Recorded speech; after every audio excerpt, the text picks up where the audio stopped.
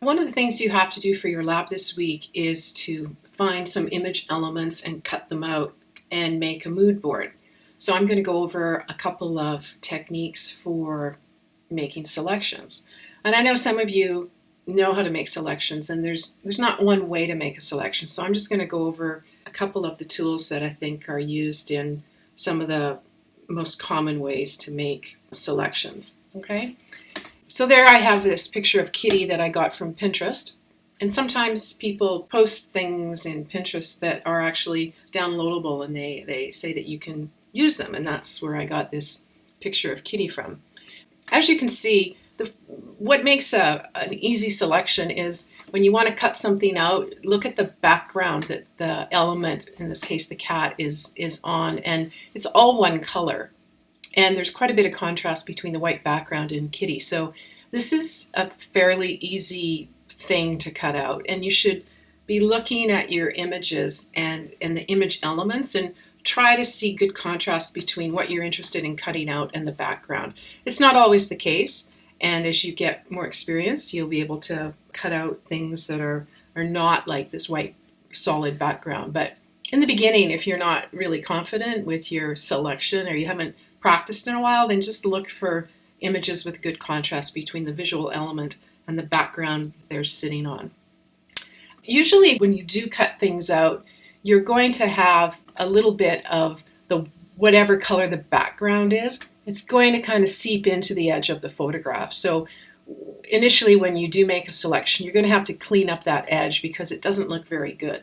And we really want to have clean selections, and I want to see really, really clean selections, because if you're working on collages, you can't have crappy edges. Really spend some time making sure your selections are really clean and have nice edges. It's pretty straightforward. I'm just going to use the quick selection tool. And sometimes people like to select the background. I always like selecting what I'm working on because it heightens my awareness in terms of the edge that I'm creating.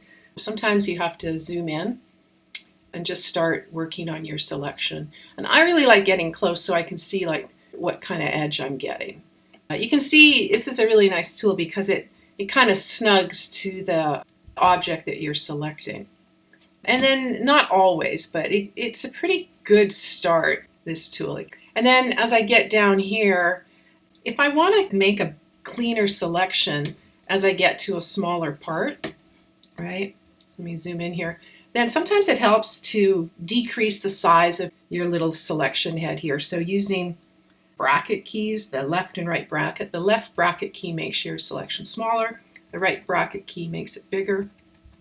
You can improve your selection quality by just finessing that a little bit.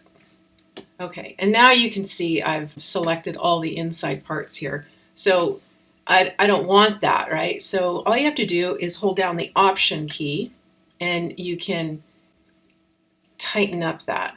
Likewise, I can always kind of expand my selection, right? And then if I hold down the Option key, I can go from the outside and kind of snug it up. So that looks not too bad. Yeah, same thing here. I kind of playing around and now I've increased that selection. So now I want to go in and decrease it. If you get any parts that you don't want, just play with snugging it up using that Option key to improve your selection. Yeah, to improve your selection. So let's go down here and get the tail. And you can see wherever there's really good contrast, like dark and white, you're going to get a pretty clean selection.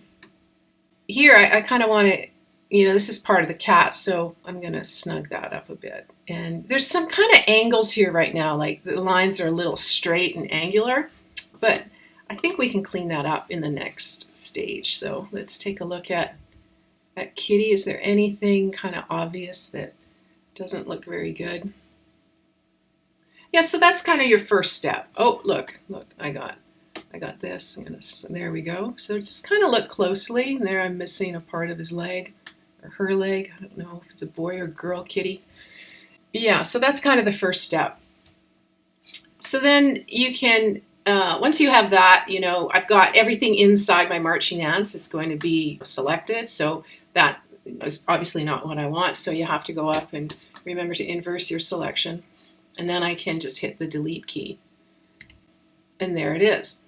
And sometimes it's nice to do your Command D and look at what kind of selection you have. And you can see here there's a kind of a white edge, and that picks up the background, and there's usually that, they call that contamination from whenever you cut something out, okay? But that's not a big deal. We can clean that up pretty easily. So in order to do that, I'm going to put my mouse over the thumbnail and Command click, and there I get my marching ants, and then that enables me to go down to my select and mask feature. There's actually two select and mask windows.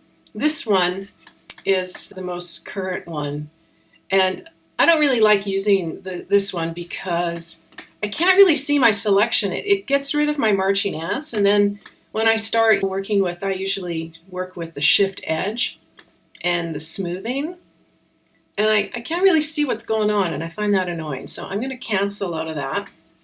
And if you go to your select menu and you go down to your select and mask area again, and you hold down the shift key, then I get the old kind of refine edge, which I really like. I much prefer using the refine edge. This is like one example where the innovations of Photoshop didn't really, improve. They actually, after everybody yelled that they took away refine edge, they brought it back. So this is a really nice feature because you keep your marching ants, and I can zoom in, and I'm going to shift the edge negative, right? So you can either increase it or you can decrease it. And I'm going to, shift it in because I want to get rid of that crappy white edge, right? So I'm going to just finesse that a bit. And then I'm going to smooth it a bit, maybe 25.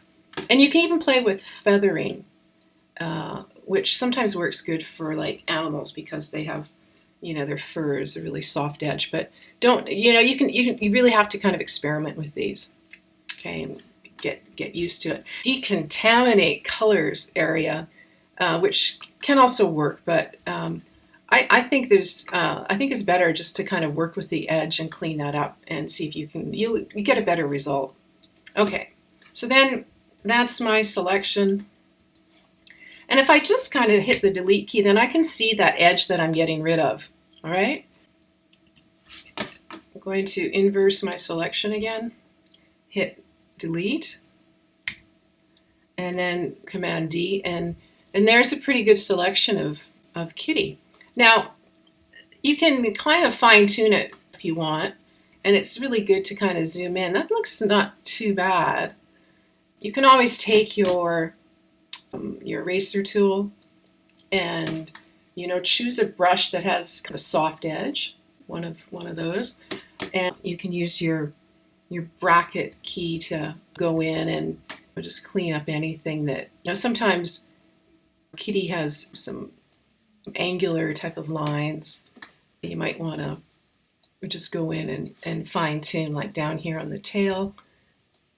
Just soften some of those lines, and likewise around the paw, you might want to, because that was kind of hard to select. So just kind of come in and make a really nice clean selection, and you just don't want anything distracting in your selection. And yeah, that's just a little touch up. So that's the first technique.